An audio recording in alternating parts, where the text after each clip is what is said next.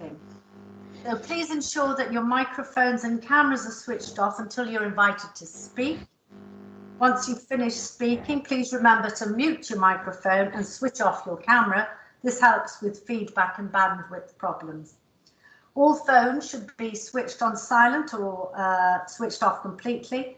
May I please remind everyone that this is a recorded event and will be live streamed. Voting, we've got a new system of voting, and Donna will be putting, our clerk will be putting a voting form on the chat bar, and please utilise that to register your vote.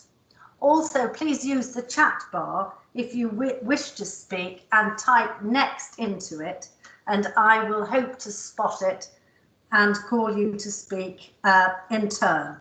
So, members, if we can now head off into the meeting proper, and we begin with agenda item 1, which is apologies and to note any substitutes for the meeting tonight. We have apologies from Councillor Brady. The substitute is Councillor Haynes. Apology from Councillor Muller. Substitute is Councillor Patton. And apology from Councillor Southard, and substitute is Councillor Taylor. Thank you very much. Agenda item 2, to note any declarations of interest on tonight's agenda. Yes, Chair. I declare an interest, a personal interest on agenda item 1.1. The pub and the owners are known to me. Thank you very much. Any other yes, items? Chair, I'd like to declare an personal interest as well. Agenda item 9. I'll not take part in the debate or the voting, but will remain in the meeting. Thank you very much. That's Councillor Tilley. Any other declarations? No? We'll move on to item 3 to receive any questions by members of the Council pursuant to Council Procedure Rule number 11. None received, Chairman. Item 4. We're now going to move to the reports, and these start, members, on page 6 of your bundle with item 1.1 at the Swan Inn, Milton, for the erection of rear extensions for a kitchen, etc., a front porch, and a block of 6 holiday lets. And we did have a very comprehensive virtual site visit this afternoon at this location. So I think Katie is going to take us through this application. Katie Moriarty. I'll go over to you, Katie. Can you run through the detail for us, please? Thank you, Chair. So this application relates to the Swan Public House in Milton. The site falls within the Milton Conservation Area, and the settlement boundary for the village of Milton just follows the built form, as you can just see in purple there. As you just said, the application is for the erection of a porch to accommodate a disabled level access to the front, the demolition of buildings to the rear, the erection of single-storey extensions to the rear, the creation of an outdoor seating area, and 6 proposed holiday lets to the rear. Just a little bit of housekeeping. There have been a total of 43 letters and emails of objection and support from local residents that were received for the application and were assessed and noted in the officer report. A further comment was received from one of the existing objectors once the report had been completed on the 14th of August. And there has been 4 further comments that have been received since the report has been completed in response to a reconsultation on an amended description, and this was to include the demolition to the rear as a technicality. So you can just see on the plan there, the pink identifies the existing footprint of the building, and the firm blue lines indicate the new development. You can just see that these areas of pink would need to be demolished to facilitate the new extensions. Out of the additional comments that were received after the report was written, the nature of all these comments has already been assessed and informed as part of the earlier committee report. There has been further comments received from the Environmental Health Officer. As you can see, the public house is surrounded by residential properties with an immediate neighbour's boundary backing onto the public house. There are roof windows, which you might be able to see if we can just go to one of the photos. There are roof lights in the neighbouring property that backs onto the residential property, and these roof lights are the main source of light and ventilation to the owner's bedroom, kitchen and bathroom. So I've just gone back to the environmental health officer just to make sure that they're aware of this set of circumstances. And we've received some comments back, and if it's okay, I'll just read them out to you just so you can see. So the environmental health officer has said, it is not unusual to have outdoor seating areas reasonably close to residential use, more often than not with no ill effect, and we wouldn't see grounds for refusal. The only realistic options for mitigation is some form of noise barrier to restrict the hours of use of the area. It is also the case that either we, as the authority, or the neighbours can ask for a review of the premises licence under the Licensing Act if the noise from the beer garden results in one of the 4 licensing objectives being breached. So this is a potential redress if planning permission were to be granted. Just come back. As I said, some of these conditions may be self-policing, in that if people are outdoors, people may start to want to come in after 10 o'clock as it starts to get cold. But in terms of what the environmental health officer was saying in terms of a noise barrier or hours of the outdoor area, this could mean conditions about no music outdoors being played, or potential soundproofing of the holiday lets to limit any external noise for local residents. But I think what we can also take from these comments is that there would be tighter controls through the licensing legislation rather than solely just through planning conditions. A number of concerns have been raised about the proposed holiday lets and the outdoor seating area. The holiday lets would effectively create a bedroom with an ensuite, so very much like a hotel sort of setup, and would be very much dependent on the public house, as they wouldn't have their own living rooms or kitchens. Therefore, it would be very unlikely that you would have people sat outside eating, because they don't have the facilities there to cook and would have to go to the pub or a nearby facility. There is a condition 8, that's noted on the officer report, which stipulates that the holidays would only be used in connection with the public house and not as separate residential accommodation, of which I think you can just see from the floor plans there, they've only really got the room for a bedroom and an ensuite, so they wouldn't really lend themselves for conversion for self-contained accommodation. In terms of this would start to create a mixed use. So this would have the public house, the restaurant element and the hotel element from the holiday lets. So this would fall under what we call a sui generis use class, which would not then have permitted development rights. So it wouldn't be feasible then to convert the buildings at a later date or change the fundamental nature of the use in the buildings without a further application having to be submitted and assessed. The proposed works, I think, would intensify the use given the extent of the extensions, but I think through the potential use of conditions for the hours of the outdoor operation, music and potential soundproofing that the environmental health officer mentions, this could at the same time secure a long-term betterment for the site, in that the current outdoor area with a public house could be operated as an outdoor seating area.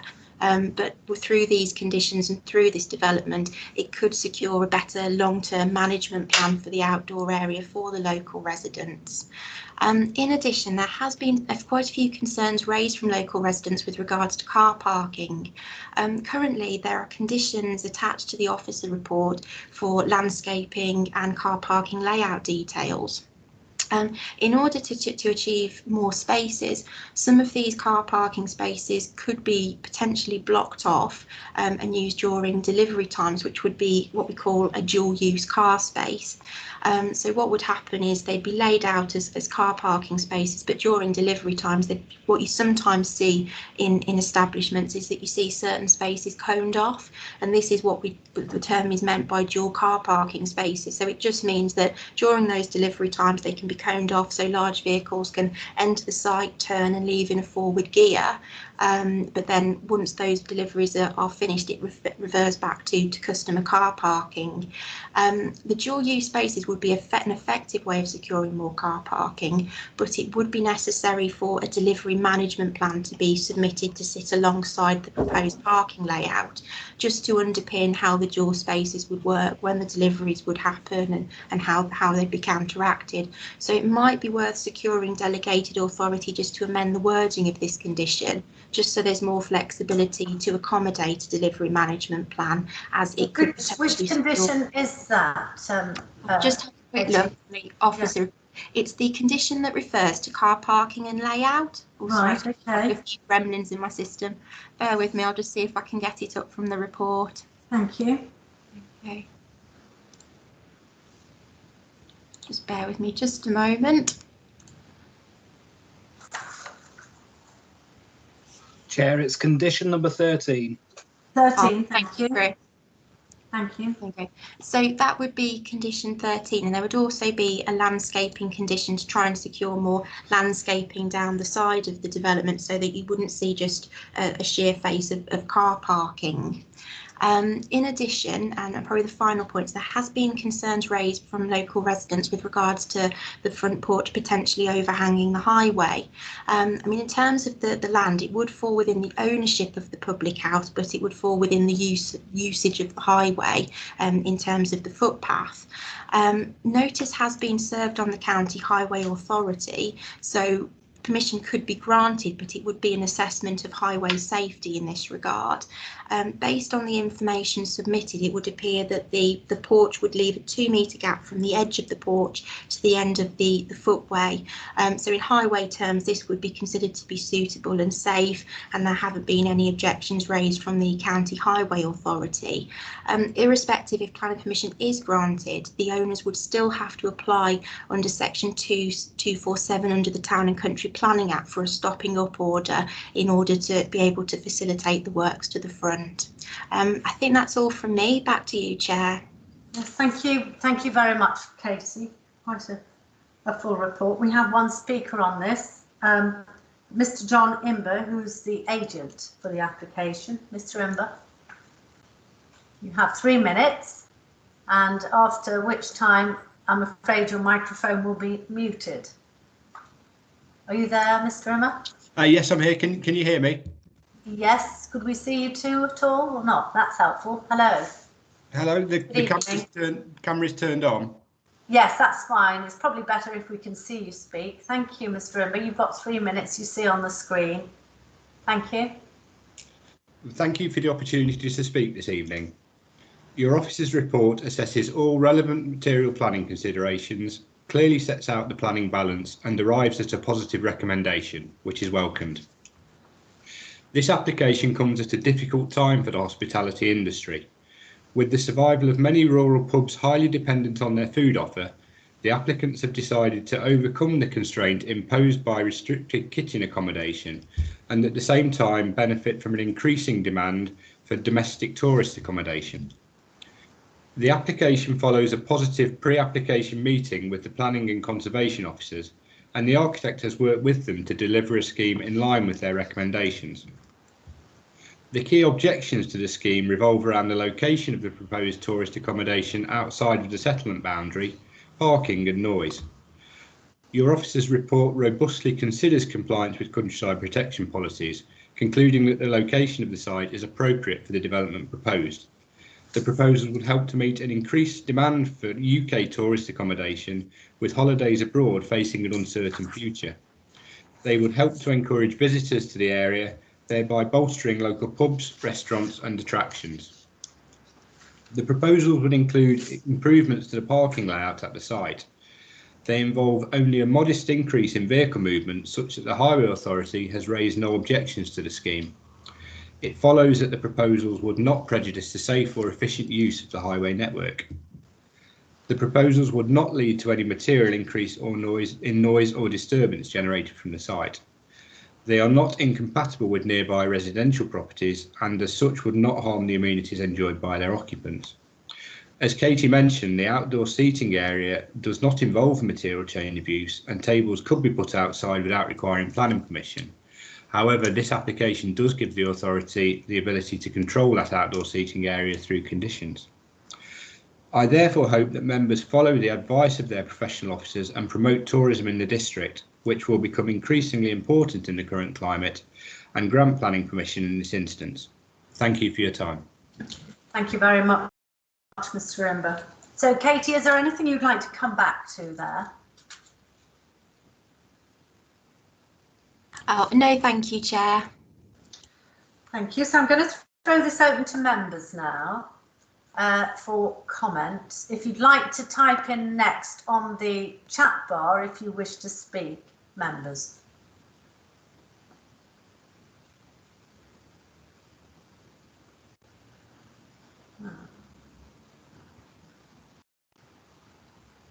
Or raise your hand. Councillor Patton has typed next. Is that at the bottom of the search bar? It hasn't come up on my screen. You will need to scroll down. Is it right at the bottom? Maybe. Possibly. It's Councillor Patton and then Councillor Watson. It certainly hasn't come up on my screen. So it's Councillor Patton first, followed by Councillor Watson. Thank you. Thank you, Chair.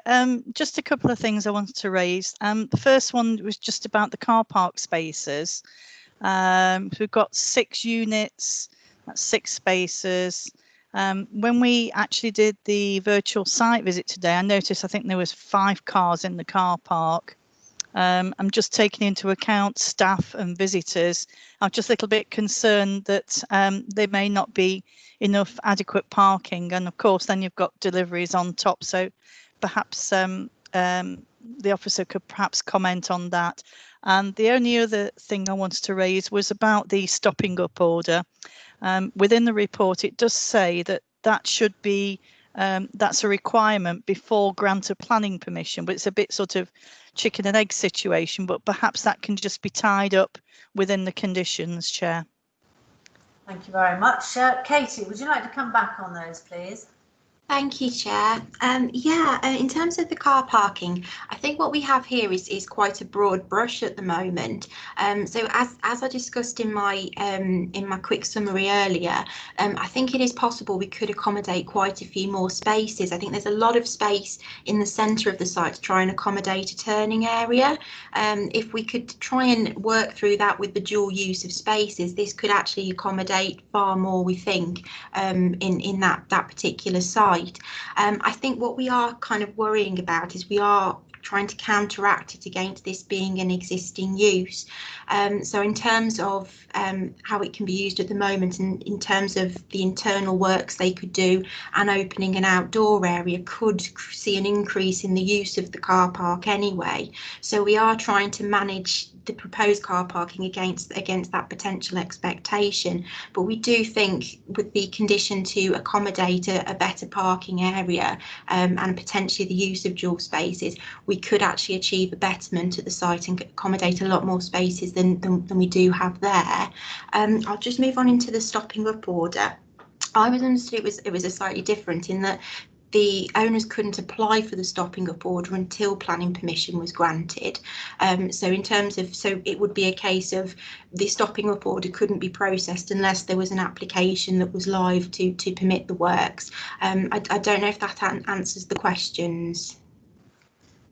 Councillor Patton, are you content that's answered your question? Thank you, Chair. Thank you. Councillor Watson. Chair, thank you for allowing me to speak. I've visited the virtual meeting this afternoon. I've also been to Milton many times in my life, been the next village to us, or where I live, sorry.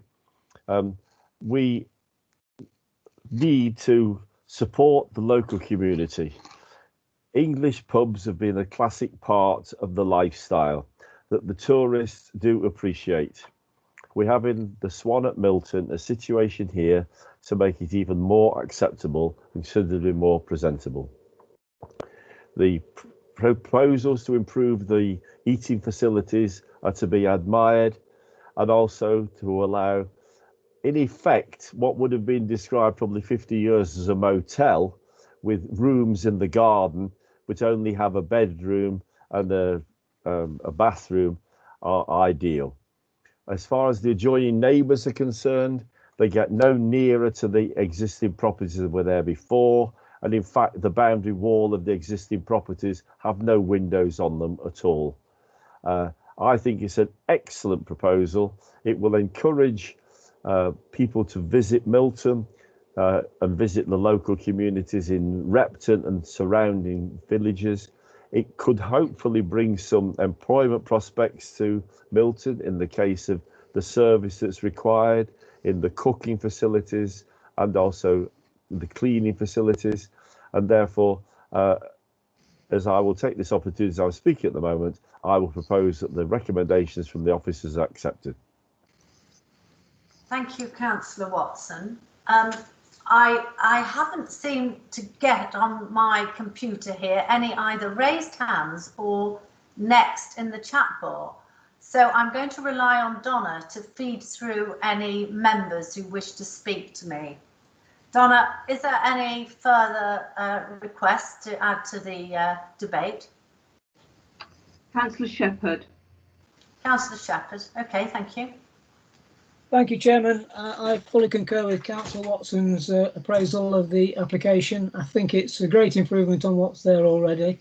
Certainly the demolition of the brick building is an excellent, it will improve the site, and the accommodation is needed for our tourist aspirations. I'm happy to second the recommendation, Chair. Thank you very much, Councillor Shepherd. Donna, any further requests to speak? Councillor Churchill.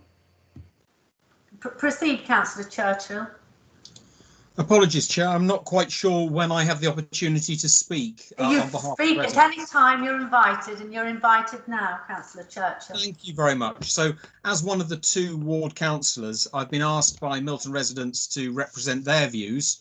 I've got a 3-minute statement that they have prepared, which I shall read unedited, after which I'd like to make a couple of observations. And finally, after all of that, if you'll excuse me, Chair, I shall leave the meeting. So first is the statement from Milton residents, and this is unedited. This application has caused considerable controversy and anxiety amongst a significant proportion of Milton residents. The primary concerns are unproven need for additional facilities for tourism, insufficient off-road parking, detrimental effects on existing residential amenity. Regarding the need for facilities for tourism, the application has not demonstrated proven need. Based on local knowledge of the area, numerous facilities exist in Castle Donington, Melbourne, Ticknall, Bretby, Foremark, Ingleby, Newton Solney, Willington and Repton. If there were a proven need for more tourist accommodation, would this small rural village location be appropriate? There are already on-street parking problems, as many village residences rely solely upon on-street parking. A problem exasperated as there is no public transport. Additionally, the village hall also relies on the same on-street parking. The intensification of the usage of the pub, the restaurant and overnight accommodation will bring an increase in private cars to our small village. Irrespective of highways comments, the proposed parking will be grossly inadequate, removing residents' existing parking opportunities. We ask you to defer for officers to consider the real potential increase in number of cars visiting and discuss off-street parking with the applicant. Your council have the role to decide a balance of intensification and impact from development. Elements of this proposal cause sincere anxiety and will have a fundamental effect to the detriment of existing residents. The noise generated by an increase in customers could be accommodated, but for the present layout of the proposal, bringing 32 outdoor diners and drinkers abutting existing residences and within a few feet of residents' windows. The Hollies dwellings form a boundary to the proposed outdoor dining and drinking area. Number 2, the Hollies, a single-storey dwelling, has only Velux windows for light ventilation in the bedroom, bathroom and kitchen, all facing the proposed outdoor dining and drinking area. This situation is akin to living next to a nightly party by your neighbours. We feel that the significant noise nuisance has not been fully recognised. Your consideration of this matter, including noise abatement solutions that could be actioned, could prevent an inevitable and endless round of noise complaints. By deferment for a simple redesign of the dining element of the proposed residence, quality of life could be preserved, and money, time and stress to the council and residents could be avoided. Please defer this application on the grounds of the points raised. Thank you for your attention and consideration. And thank you, Chair. If I might go on just with a couple of points, and I'd like to commend Katie for a very detailed and thorough report, which has addressed many of the concerns, but not all. And I think I'd also like to take this opportunity to note the importance of our rural businesses and helping them to succeed. And I endorse much of what Councillor Watson has said prior to me.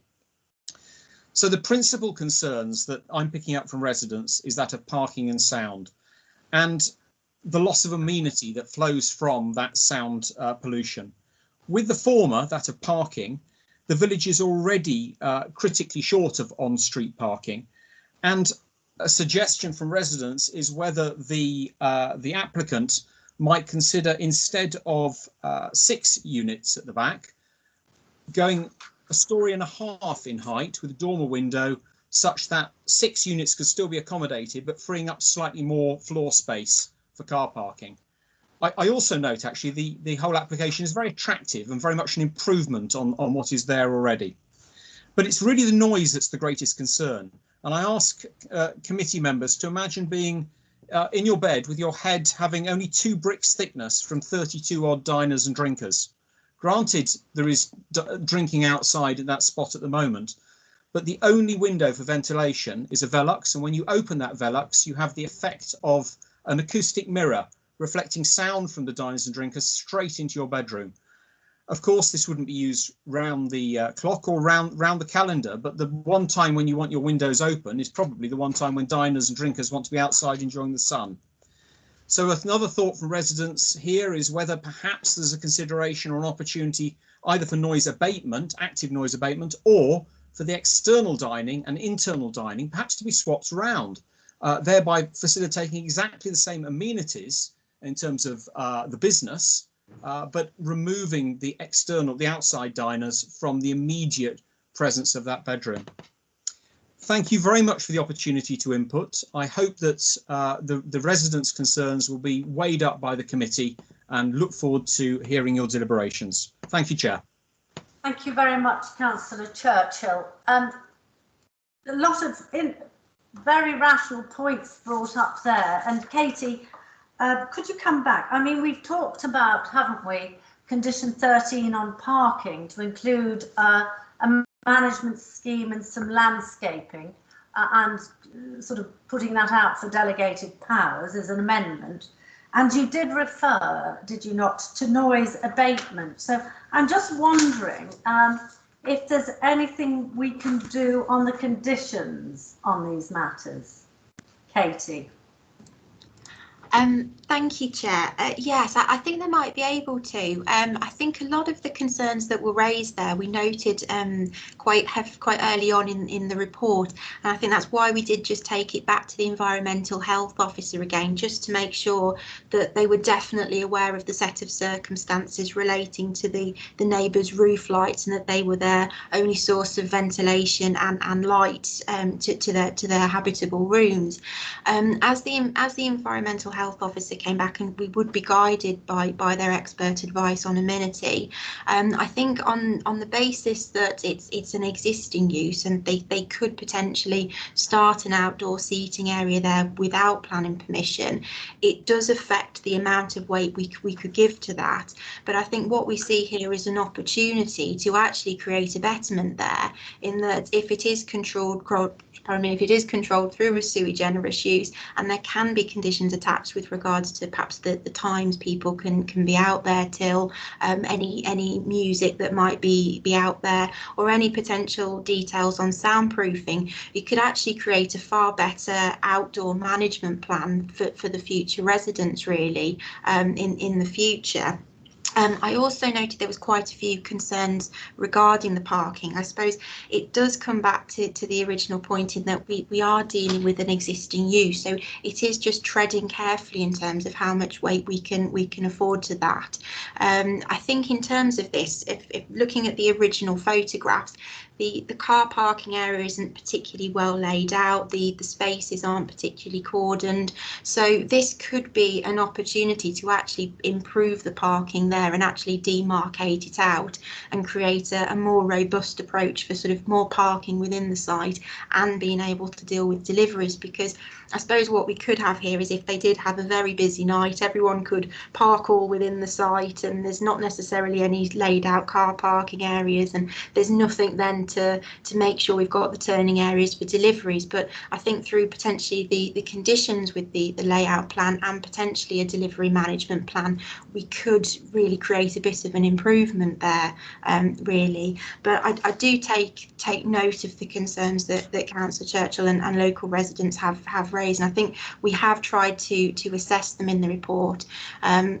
And I think, as I said, we have gone back to the environmental health officer just to make sure that their approach to this was robust. The other thing I think the environmental health officer raised is that the outdoor seating area would also be controlled through secondary legislation, through the Licensing Act, which might have a bit more sort of teeth in terms of how it's operated. So if there were any complaints that we received as the council or made by local residents, the terms of the licence could be looked at, which would then address any issues people have with any noise out in the outside areas. Back to you, Chair. Thank you, Katie. So are you suggesting there that we could beef up the conditions in some way to accommodate what you've just said? I think we could. The environmental health officer didn't give us specific wording, but they did allude to conditions with regards to potential noise barriers, potentially turning music off after, not having music outside, and potentially closing the outdoor areas off after a certain time.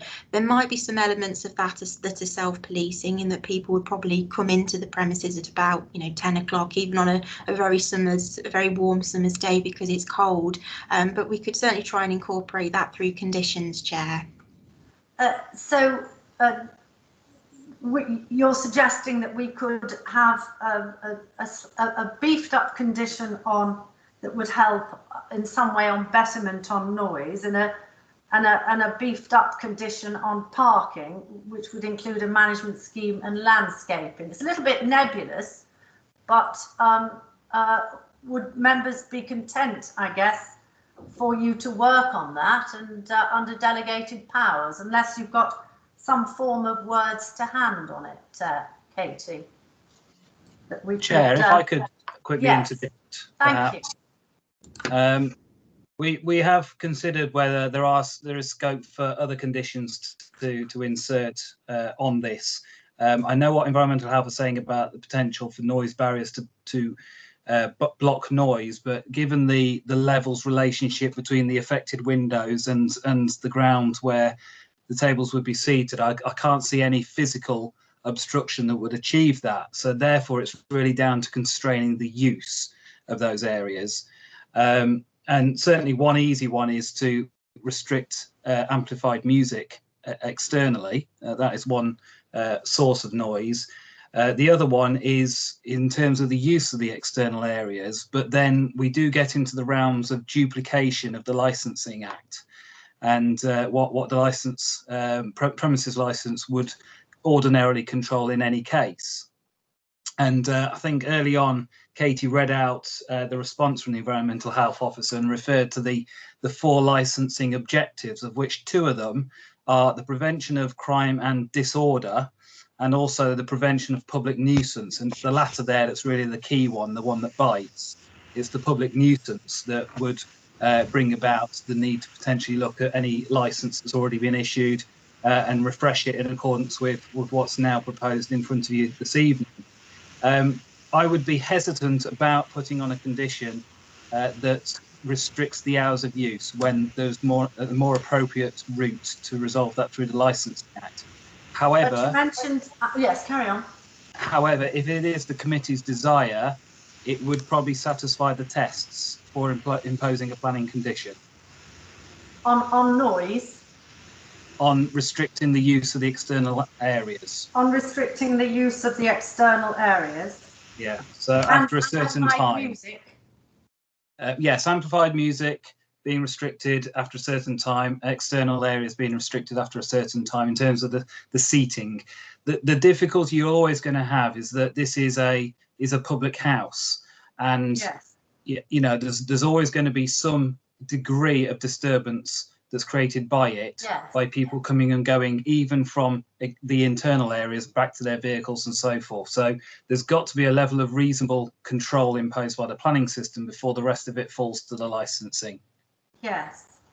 Well, I've listened very carefully to the presentations, and I would be content to propose beefing up the conditions in relation to amplified music and those other matters you mentioned, Chris, plus the readdressing of condition 13 on parking to accommodate a management scheme and some landscaping, which was mentioned. So I would be looking for a seconder to that proposal for those conditions. And again, I don't seem for some reason to have anything coming up in my chat bar, so I'm reliant on Donna. Chair, Councillor Bridgen.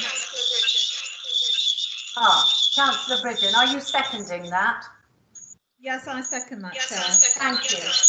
So I'm going to move to the vote unless anyone else wishes to speak. Chair, if I may, yes, please, just to get clarity, yes. we're seeking an amended resolution to adjust condition 13 to include a service and delivery management plan should an amended layout lead to the need for that. Yes. We're also looking at extra conditions to constrain the use of amplified music.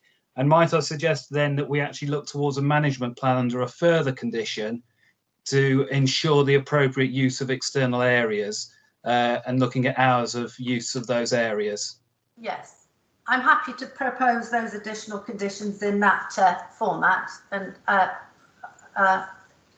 presumably Councillor Bridgen is seconding those. Yes, I am, Chair. Thank you. So I'll move first to the vote on those amendments to the scheme. So Donna, could you put the voting poll up, please? I will do. You have to bear with me. It'll take a moment or two, and I cannot speak whilst I'm doing it. It won't allow me. So just bear with me. Thank you.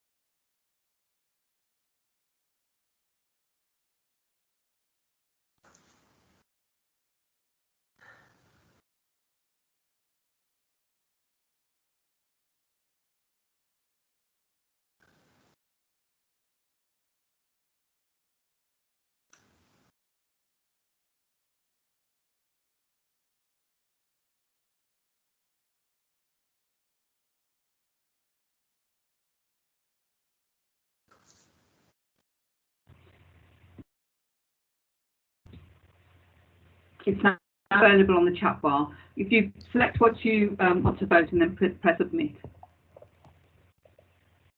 I have to say, Donna, that absolutely nothing has come up on my chat bar whatsoever.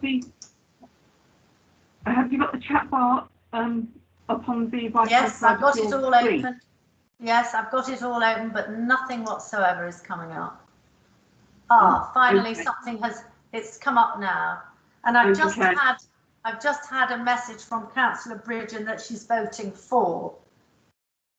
I don't know how we can. Because she's joining as a guest, she won't be able to use the chat. She needs to join using. She's struggling because of the weather conditions, Donna. That's fine. That's fine. As long as it's recorded. Yeah, she's asked me to record her vote for her. That's fine. Madam Chair, I suggest we go to the conventional form of voting because this I think we'll have to go around the room. It's terribly slow. I'm sorry, isn't it? but you know this is taking longer than we've gone to the vote. Yes, it has. Yes. Is everybody content? Donna, are you content we just go around the room? No, I'm not, because this is what's been requested by members, and members have requested this. Okay, well, we'll stick with it. So could you give me the decision on that vote, please? Motion carried. The motion carries. So let's move to the substantive motion then. I need a proposer. I think I had a proposer in Councillor Watson, and I had a seconder. Did I have a seconder? If not, would somebody like to second it? I seconded it, Chairman, earlier. Oh, yes, you did. Thank you very much, Councillor Shepherd. It was a long time ago. Everyone move to the vote, please. If you can put the voting poll up, please, Donna, for the substantive motion now.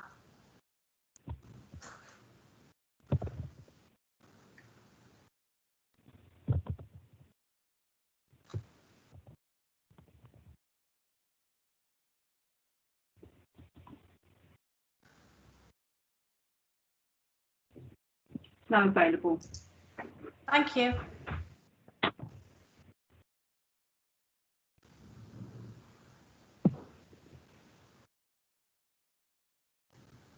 Has everyone voted?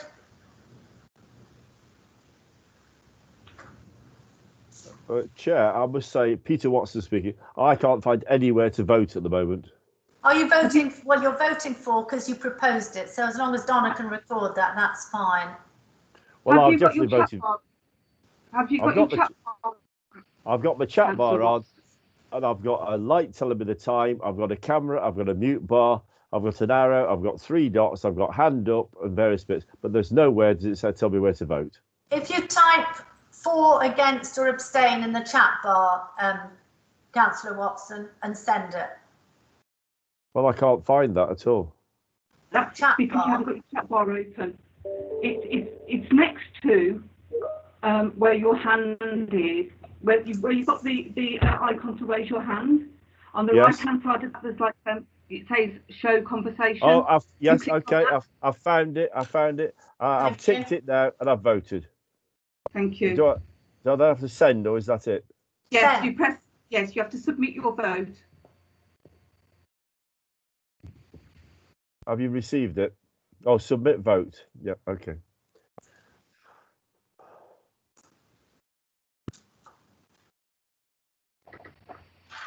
Motion carried.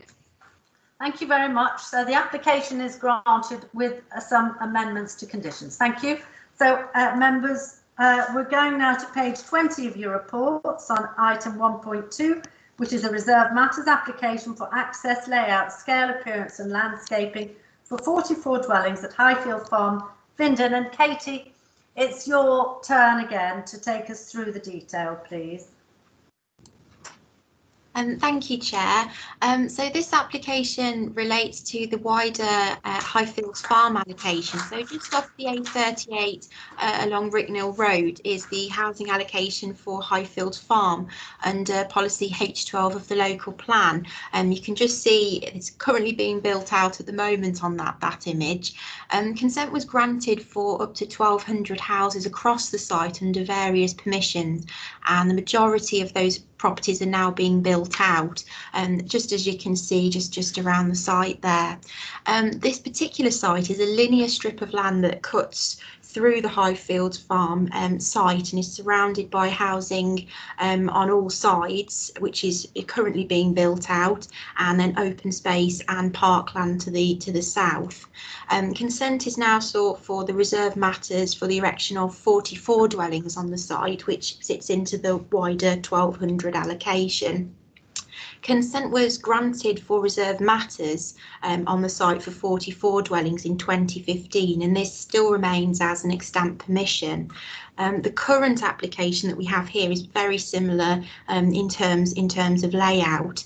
As part of this application, we secured amended plans which have been submitted, which have amended quite a few of the property positions in the southeastern corner. It's just if we can get the layout plan up if we can.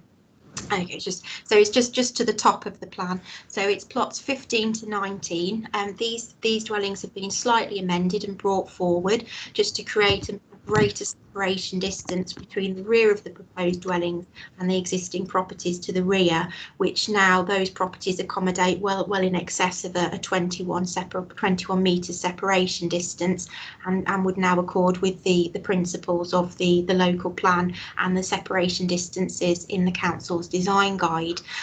Concerns were raised on the original set of plans regarding plot 15 and the separation distance to the rear of the property.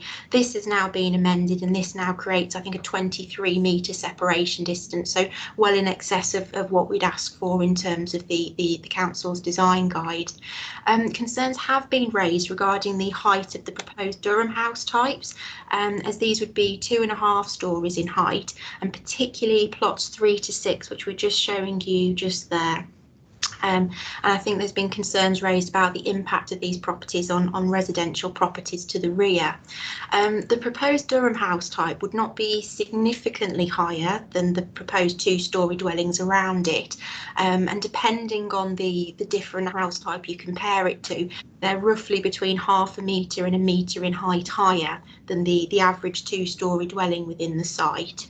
The rear-facing roof light would serve an ensuite bathroom, so this would be treated as an uninhabitable room. So the rear roof light that would project out from the rear of the Durham house types, this would be an ensuite. This would be an ensuite bathroom, so it would be seen as an uninhabitable room, and the test for intervisibility and overlooking would be assessed between the existing and proposed ground floor and first floor windows. In terms of the separation distance between plots 3 to 6 and the rear properties, the existing rear properties, there would be in excess of a 21 metre separation distance. So in terms of the impact on amenity and the layout, it would fully accord with the policies in the local plan, SD1 and BNE1, and the separation distances in the council's design guide. For these reasons, it would accord with policy, and it does follow a very similar layout pattern to the current extant permission that was granted in 2015. For these reasons, it would be recommended that the application would be suitable. Back to you, Chair. Thank you very much, Katie. Just before I go over to the speakers, and I believe we have 2 speakers on this, could I just ask you, this roof light that's overlooking, that seems to have raised concerns, is it possible, would it be reasonable to have a condition for that to be obscure glazed? I couldn't see any condition that would cover that. Thank you, Chair. It would be feasible under delegated authority to be added on. We could attach a condition whereby the roof light windows approved serving the 2nd floor en suites on the rear facing elevation shall be glazed in obscure glazing and permanently maintained as such thereafter. So providing we delegated authority to attach that and consent from the applicant, we could attach that. Yes, thank you very much. Right, well, we Chair, do have... Chair, sorry. Yes. Sorry, if I might just interject. I'm not sure that such a condition would satisfy the tests, if I'm honest. All right. The room is an ensuite, so by default, it's likely to be an obscure glazed panel anyway, unless there's a desire to be looking into people's bathrooms. The distance is exceeded. The maximum distance is exceeded in terms of RSPD. So if the applicant were to take issue with that condition, we'd have no grounds upon which to defend an appeal against it. I see. Yes, that's fine. But I guess if members felt it were desirable, it could be as an informative. That's Chair, I believe there's already sufficient control in terms of the development being carried out. The first condition requires that the plans are followed, and they are detailed on the plans to be obscure. The likelihood of any occupier later removing that glass and putting clear glazing in is quite low, given they would also have to remove and move around the bathroom in that space. Okay. I'll be guided by you. Thank you very much. So we're going to now move to the speakers. And our first speaker is Mr. Dillon, who is objecting. Is Mr. Dillon in the waiting room, Donna? No, he hasn't joined the committee meeting. He hasn't joined. So we'll move on to our second speaker, Mr. John Millhouse. Is he in the waiting room? He's the agent. He's here. He's joined the meeting. Thank you. Mr. Millhouse, I'd be grateful if you could switch on your camera so we could see you and hear you. Switch on your microphone and camera. And Mr. Millhouse, you have 3 minutes, and after which you would be muted. Chair, sorry, he's just unfortunately just left, and I've just readmitted him. So if you could just repeat the instructions, please. Yes, sorry. Welcome to the meeting, Mr. Millhouse, if you're there. If you could switch on your camera and microphone, you have 3 minutes to make your presentation to the committee, after which time you will be muted. Thank you, Chair. I'm not sure what happened there. The software kicked me out at the vital moment. So. Oh dear. Well, you're here now. That's good. Appreciate it. Yeah, Mr. Millhouse, you have 3 minutes. Thank you.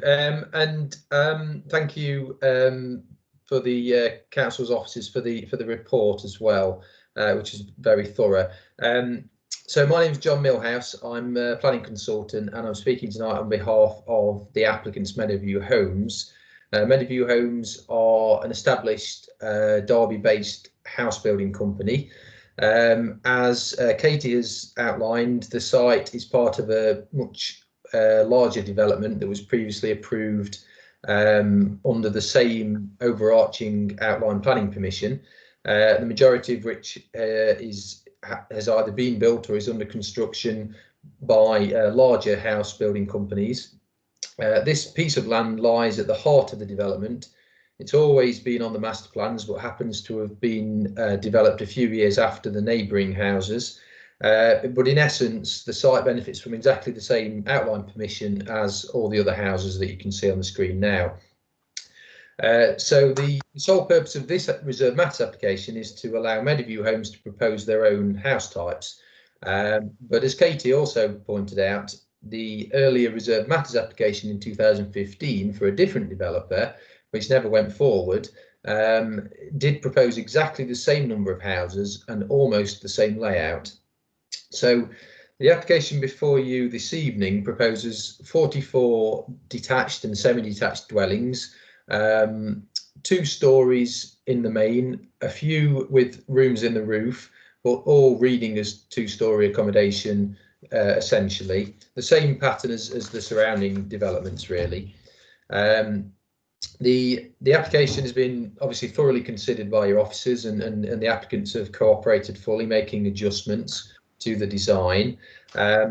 We are aware that some objections have been received, and I can appreciate that neighbouring residents, you know, having moved into the site and this piece of land not being developed and now being developed a few years later may have caused some anxiety. But I would point to those earlier permissions, and the site was always likely to be developed at some stage, and that earlier 2015 layout and approval would have presumably given some idea to residents of what to expect.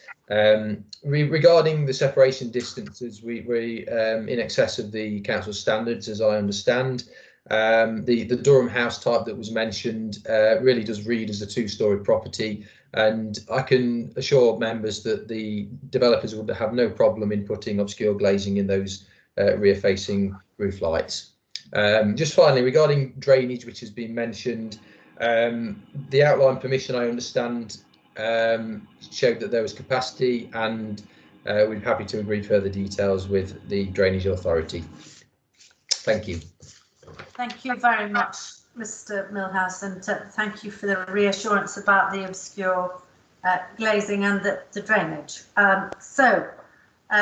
Katie, anything you'd like to come back on there? No, thank you, Chair. So, members, it's over to you. We have members, and I'm going to have to rely on Donna because for some reason nothing is appearing in my chat box. Councillor Ford next. Councillor Ford. Yes, thank you, Chair. It's your ward, isn't it? It is my ward, yes. The ever-growing ward of Findon and Willington, substantially yes. growing at times. Yeah, obviously, you know, we knew this land was going to be developed over years, and it's unfortunate that some residents hadn't picked that up. I mean, my main concerns, and it shouldn't fall to Mill House to sort it out, are absolutely the concerns of drainage and sewerage disposal. I mean, I've lived in that area 60 odd years, and I've never ever seen the land round there, the surrounding land, as wet and as constantly wet as it is at this point in time. Obviously, today's the rain I can take you, but it just stays wet for so long, and I've had the farmers complaining to me about the drainage there, my farmers complaining about the ditches. It really is an ongoing situation that I do believe that the Leaf Flood Authority and Severn Trent really do need to take a long, hard look at the previous decisions that they've made and how they've failed in many, many ways to tackle this growing site. We're now hearing it's 1,200 houses plus. There's going to be a school on there soon. There may be more development on there soon. And the drainage and the sewerage issues, and I really feel for residents who have this problem time and time again, especially in the periods of heavy rain. The drainage and the waste disposal issues are a massive concern on that site, and I fully support the residents in the parish council on trying to get those resolved. Certainly, it really should be an absolute urgent job to try and work with their agencies to understand both the drainage and the sewerage issues. Now they can be beefed up and made sustainable, because at the moment they're certainly not. My second concern, if we can just go back to the aerial photograph, Katie. If you that one there. If you look at the eastern side of the site, and you perhaps can't see right to the bottom, but there's a track that goes all the way down the boundary line, and it comes out onto Bakeacre Lane. Now, we all know that from the existing applications that we've passed through there, not that one there, no, the solid red line that comes down, no, not that, yeah, that's Bakeacre Lane there, yes. But there is a track in the fields where the application site is, that there, yes. We do know from the previous application on the site that there should have been no access at all from those developments onto Bakeacre Lane. There are now several accesses from that site onto Bakeacre Lane where residents have taken a cheeky shortcut and they've broken through hedges, and they're coming out on there on push bikes and on walking and whatever else. We need to make absolutely sure that there is no access from that site onto Bakeacre Lane, and we also need to get hold of the other developments actually to try and ensure that they block up all the unauthorised accesses onto that site, because it's very dangerous as a motorist driving down there and all of a sudden somebody leaps out of a hedge onto the highway. So that's something that we can do away from this. But they're my two main concerns as regards that site, the drainage and the floodage being one, and the unauthorised accesses from this site that can potentially arise onto Bakeacre Lane. Thank you, Chair. Yes, thank you. Probably not for this committee, the unauthorised accesses, but the drainage and foul sewage is a constant concern for us in this committee. And Katie, just perhaps give us some reassurance there, will you? How are we caveating this? What are the conditions to give us reassurance? Thank you, Chair. Well, as this application is a reserved matters, it would only be the matters of layout and scale and design we would be assessing, but yes, this reserved matters sits on top of an existing outline consent that's granted, of which there would still be conditions relating to surface water flooding and Severn Trent that would still need to be assessed. So irrespective if permission is granted for this development, before any works could commence on site, there would be matters of flooding and surface water flooding that would need to be assessed as part of the conditions that were attached to the outline consent. So it's just to provide some assurance there, in that irrespective if permission is granted, details of the surface water flooding would still be looked at by existing conditions that are attached to the outline consent. I mean, what we've also tried to do, it's not necessarily relating to Bakeacre Lane, but just to try and create the attachment to the open space with without having to delve too far south. The proposed layout plan has been amended by the applicant just to show an indicative route that just goes through, just to link this particular site in with the wider site that doesn't involve going too far south, and it's just tucked up within the site boundary. So if that just provides some comfort, just that there would be a linkage between the two that wouldn't go far south into Bakeacre Lane, just providing that connectivity, and then details of the servicing of that would be submitted as part of a condition. But just to go back then to any potential concerns with flooding, the outline conditions that would be required to be discharged would still stand. So irrespective of the outcome tonight, there would still be conditions that would need to be discharged before works could begin on site.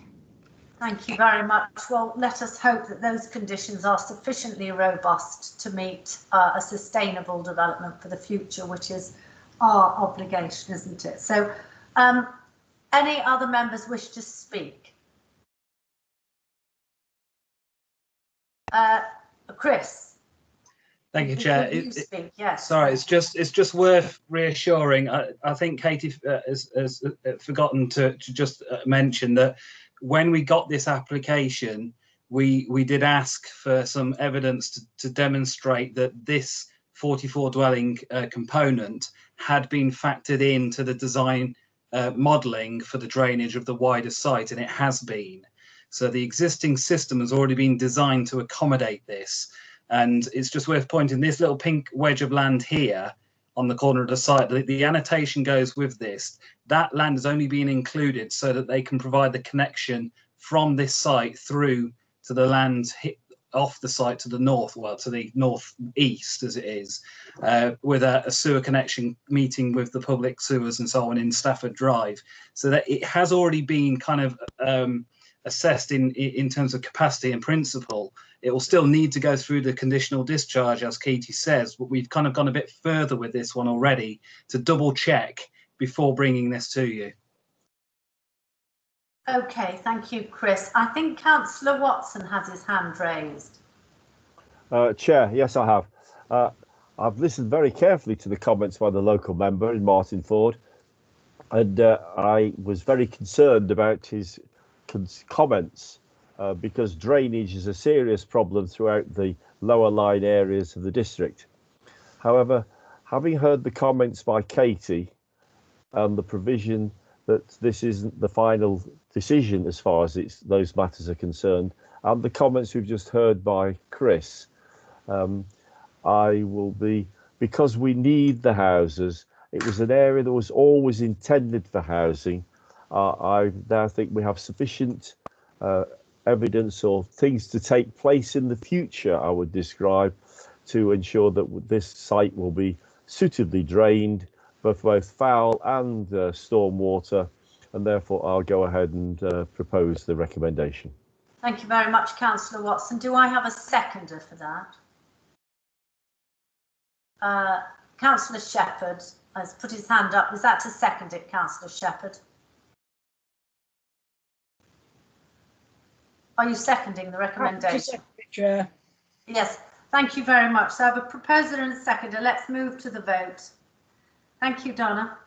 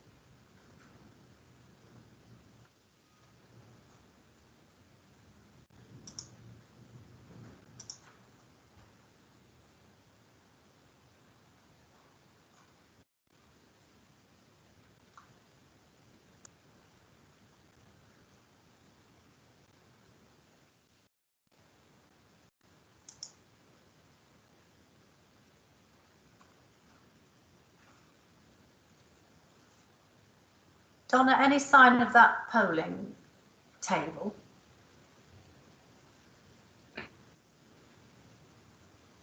It has been. Do you want it into your chat bar? Pardon?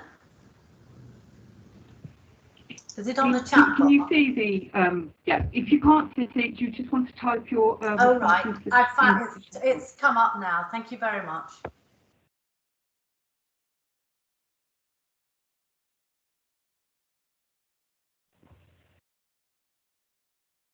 Has everyone voted?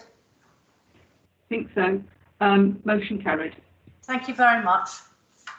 Let's move on now, ladies and gentlemen, to page 32 and item 1.3, which is a change of use from office building to create a one-bed unit of temporary accommodation.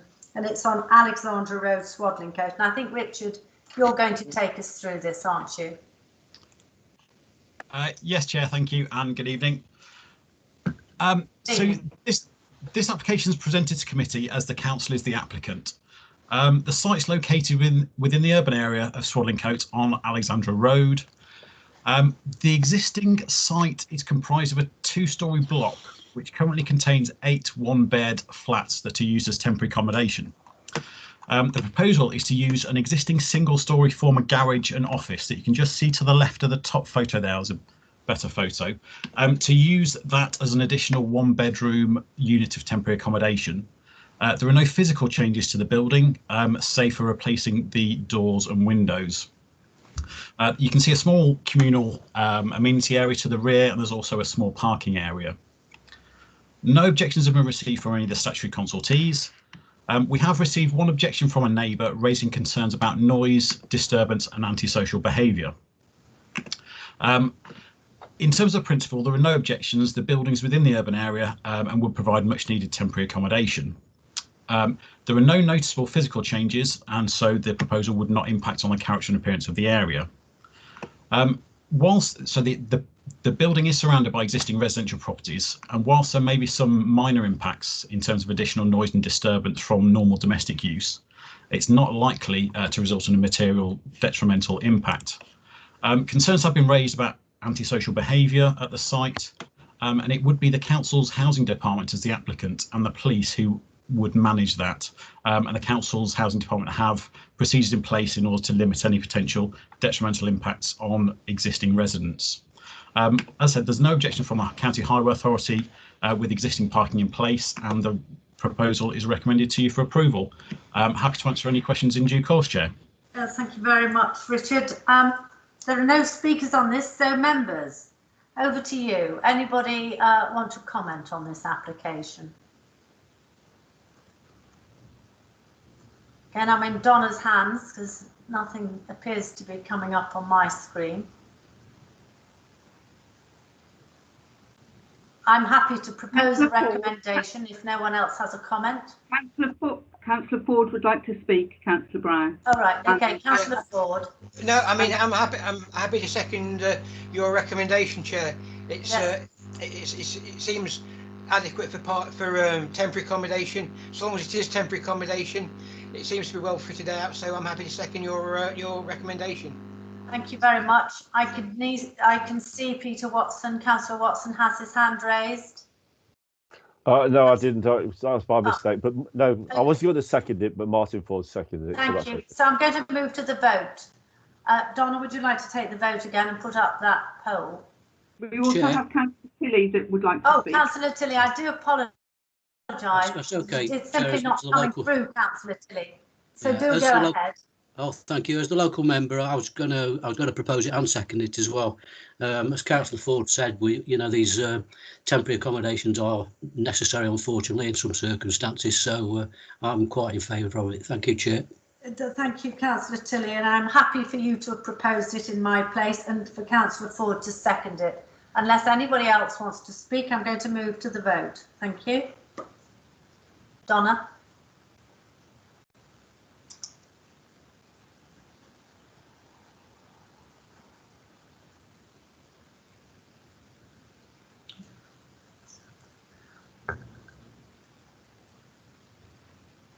The poll is now available for. Thank you. Councillor Brown, we have Mr. Dillon in the lobby. Oh, right. When we've completed this vote, should we bring him in and explain that he's missed? Yes, by all means. Thank please. you. Yes.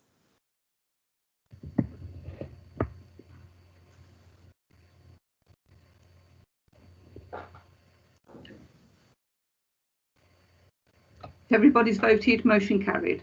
Thank you very much. Motion carried. So, Mr. Dillon, is he in the meeting? I'll bring him in now. Thank you.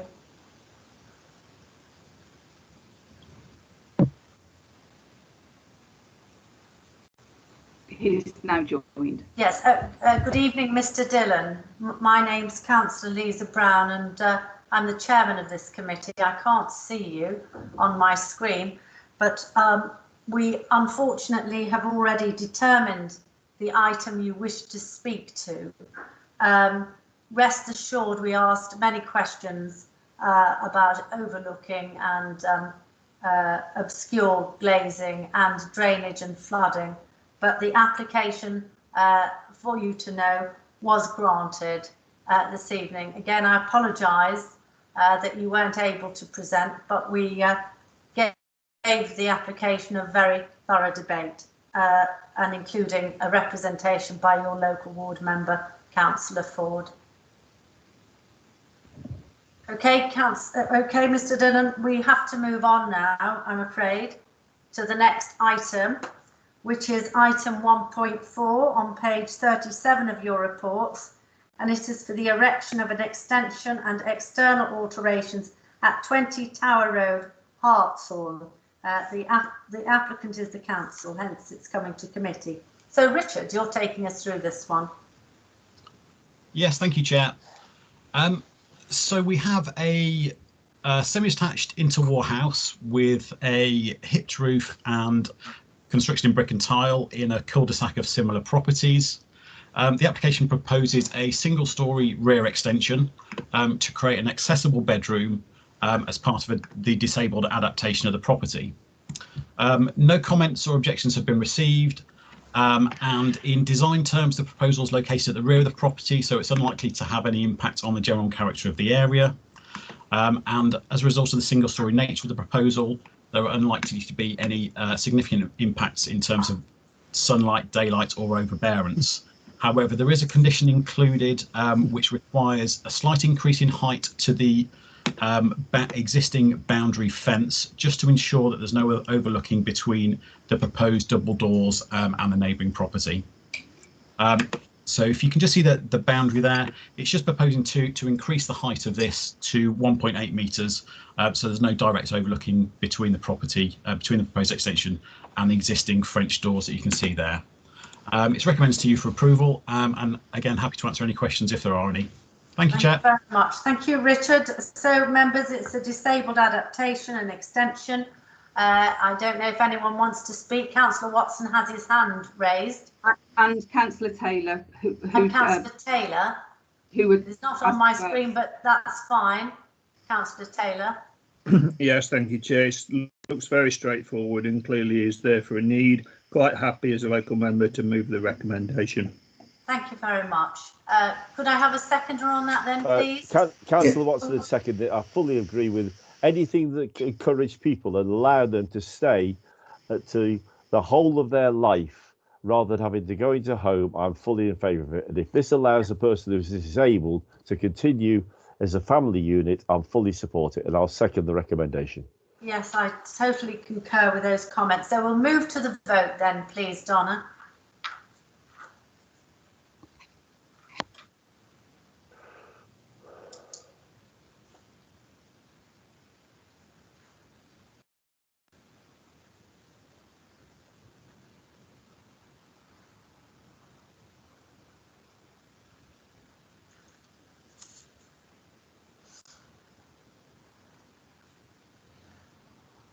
it should now be available in the Thank chat you box. very much. Yeah, that's come through.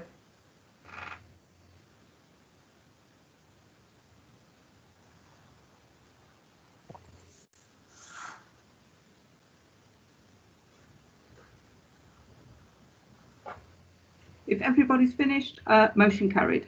Thank you.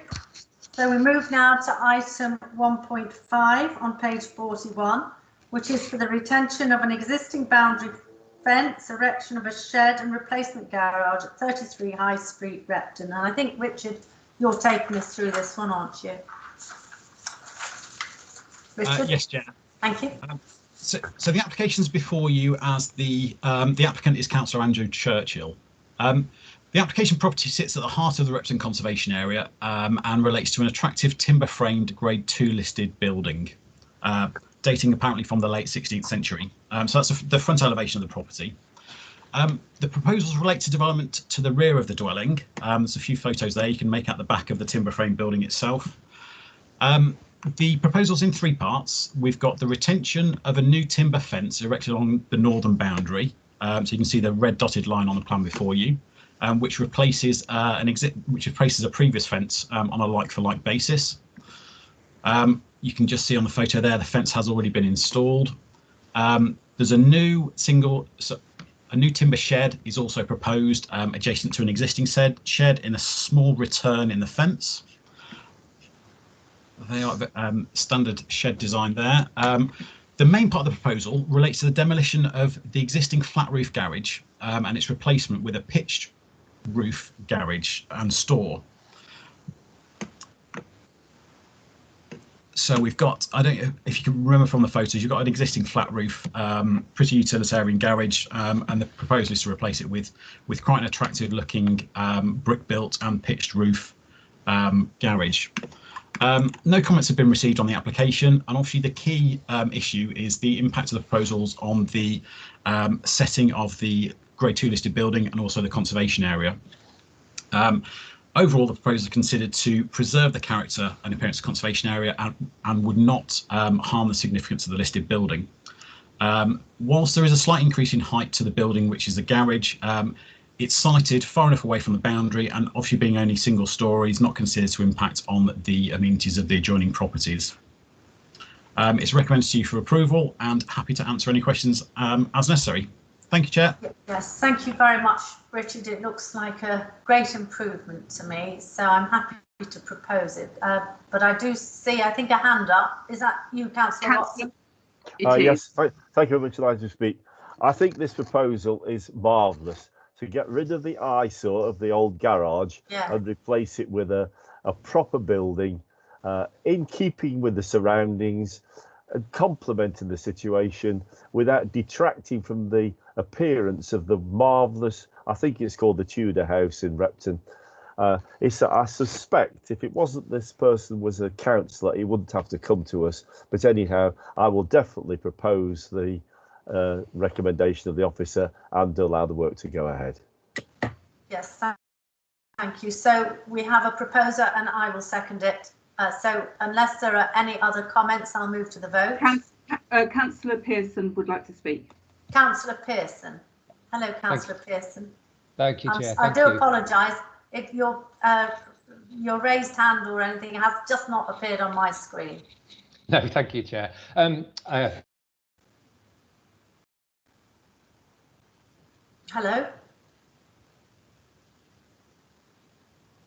I can't hear you, Councillor Pearson. Can anybody else hear Councillor Pearson?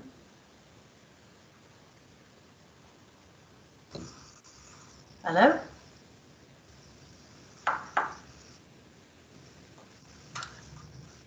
I think we have lost audio. Have we lost? Councillor Pearson, I'm frightfully sorry, but we can't hear you. It's probably the dreadful weather. I think we're going to have to move to the vote unless there's some way Councillor Pearson can communicate.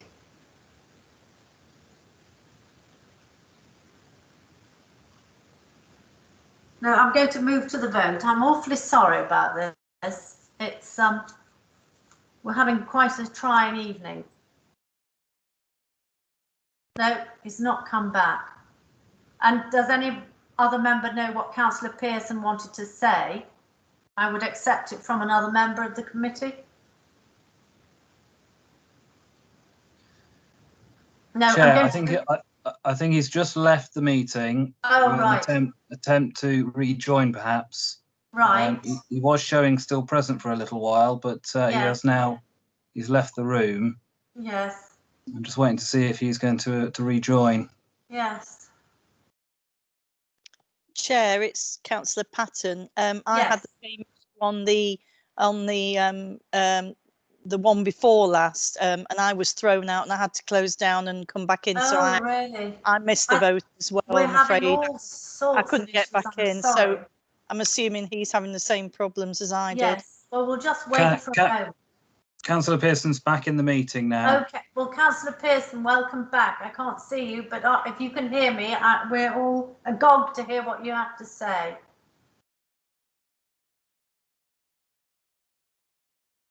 Hello, Councillor Pearson.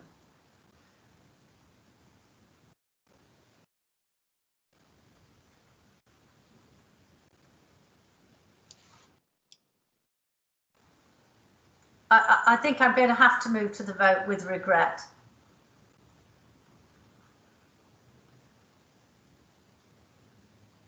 Okay, well, we've got a proposer and a seconder. And I'm going to move to the vote because I don't think Councillor Pearson can respond for whatever reason.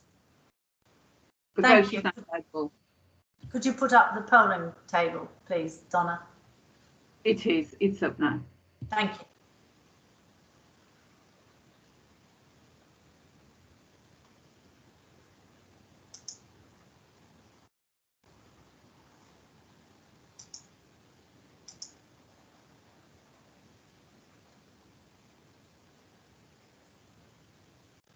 Has everyone voted?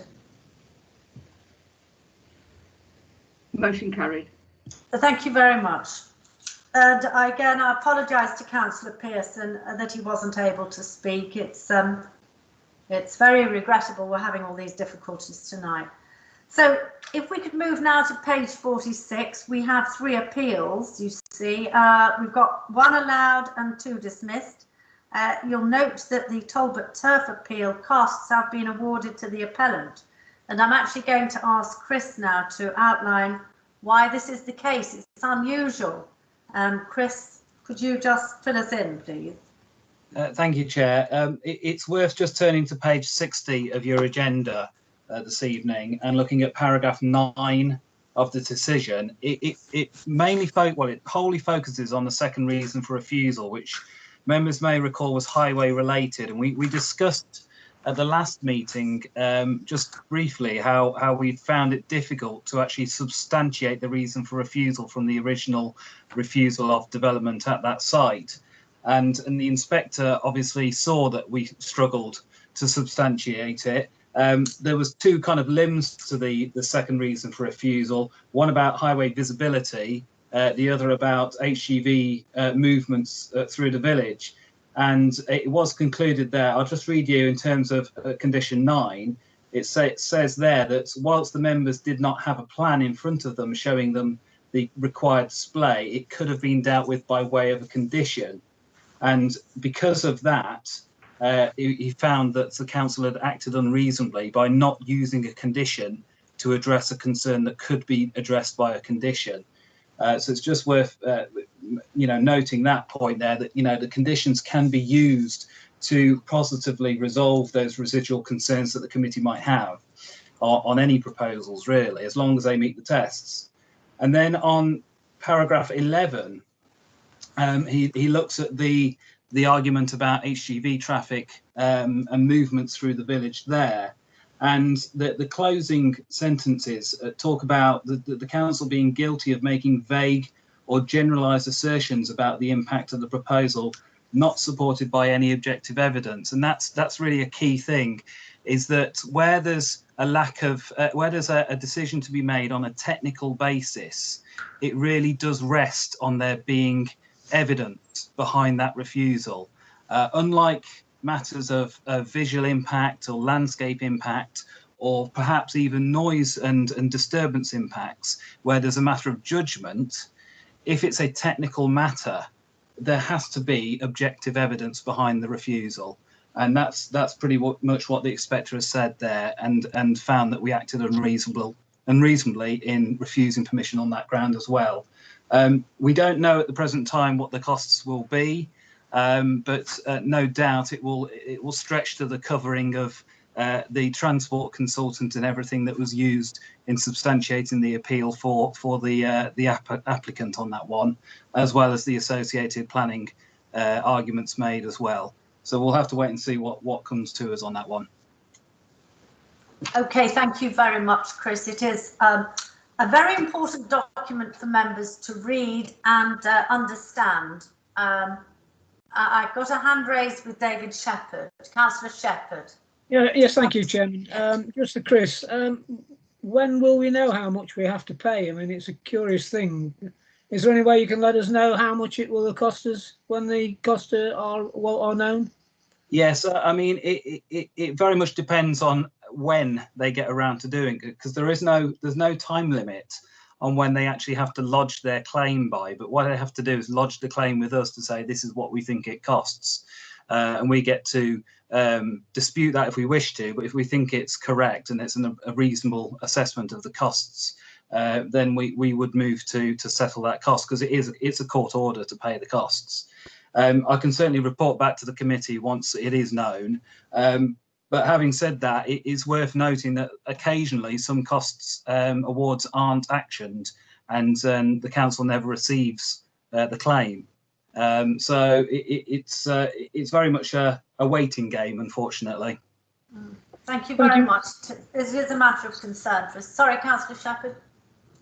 No, I was just going to thank Chris, and if at all, when it does come through, I think members would be interested to know, but if it doesn't, all to the good. Yes, thank you very much. So I would encourage members to read and absorb and learn from the appeal decision set out on tonight's report. So if we can now move on to page 68 for agenda item 5, which is for a section 106 variation at Rosleston Road South, Drakelow. I'm not sure who's going to take us through this one. Is it you, Richard? No, it's you, Chris. Thank you. Myself again. Yes. So this report's before the committee, as it's felt that the committee should be providing their hand on this decision. The original application came before the committee. It was refused. It was awarded at appeal, and as part of that kind of grant of permission, there was obviously an affordable housing quantum included in that. Now, at the time, the approach was that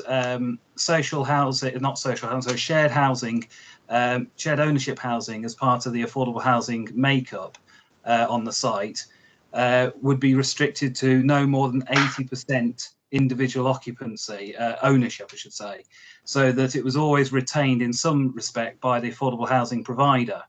The housing provider is seeking that staircasing can escalate up to 100%, and that then calls into a question and assessment of whether there's an absolute need for shared ownership housing in this particular area that couldn't be made up by other available affordable housing in the locality. And we've got to remember that this is just a stone's throw from the Drakelow allocation of some 2,000 houses, and it's also on the edge of Burton. So there's quite an ample supply of affordable housing coming up through the registered providers available for residents.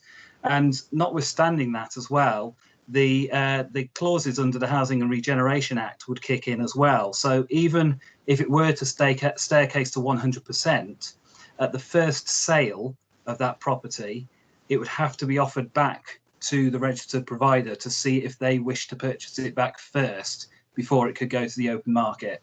So there's some reasonable assurance there that there's still going to be affordable housing options in the long term. So it's recommended to the committee that the variation sought is agreed. Yes, thank you very much, Chris. So no speakers. Any questions, members? Councillor Patton. Councillor Patton. Go ahead, please. Thank you, Chair. I'm just wondering, with the change of the variation, what comfort there is for purchasers that if they have to offer back first to the provider, that they actually get a fair market rent and not the original amount that they paid. Yes, Chris, would you like to come back with that, please? I believe that that's controlled under the Housing and Regeneration Act. So as part of the first offer back to the housing provider, there has to be a reasonable assessment of what the property is worth, you know, a proper market assessment of it. In those kind of situations, there are usually dispute resolutions that can be applied, and you go off and get like 3 quotes to establish what the average is. So I'm reasonably reassured that there is still the protection there for the seller as and when. Thank you. That clarifies that. Thank you very much. Thank you. Any other members wish to raise anything? No? Councillor Watson. Yes, thank you, Lamar, to speak. Yes, thank you very much for the report, Chris. It seems very much of a technicality here, and therefore I go ahead and accept your recommendation and propose the officer's recommendation. Thank you very much, Councillor Watson. I'll second it. I'll second it, Chair. Thank you, Councillor Ford. So let's move to the vote, members. All those, well, Donna takes the vote. We need the chart, Donna, please.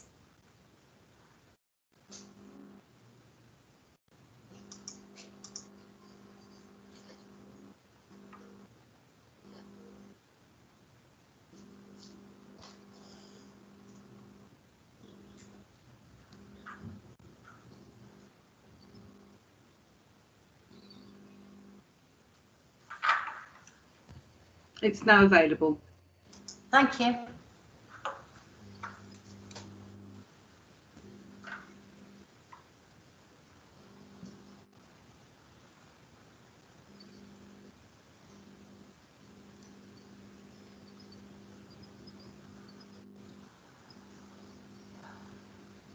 Motion carried.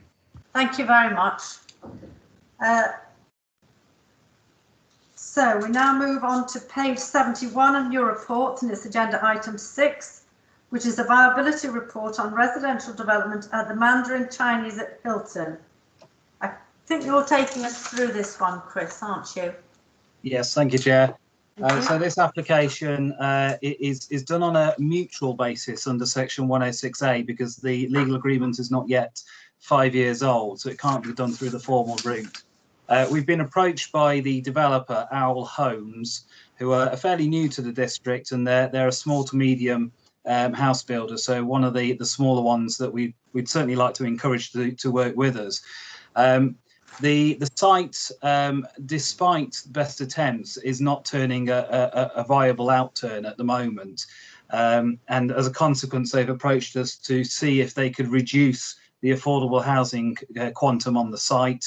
They also sought, you know, an option of reducing the section 106 contributions.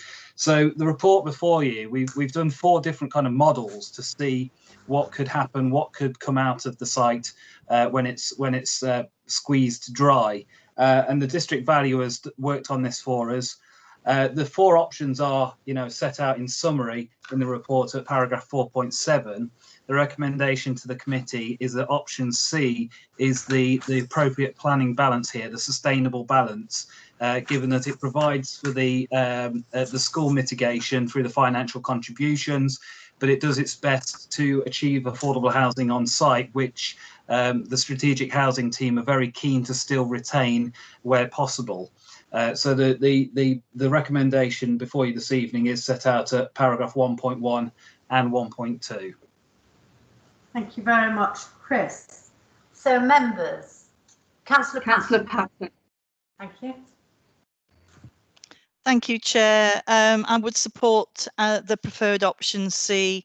I think that's a good compromise, and it's important that we get the contributions from the 106 towards education for Spencer Academy. Thank you. Thank you. So that's a proposal. Do I have a seconder or any other comment on this? I'm going to look at Councillor Watson. In the absence of no one else coming forward, I'll second the recommendation by my colleague Julie Patton. Thank you very much. And I've got Councillor Ford wishes to speak. Councillor Ford? No, not anymore, Chair. It's all sorted. Thank you. Right. Okay, so I'm going to move to the vote. Thank you, Donna.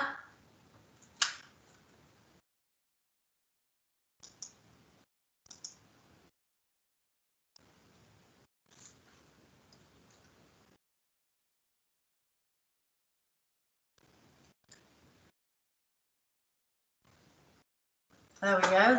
The chart is up.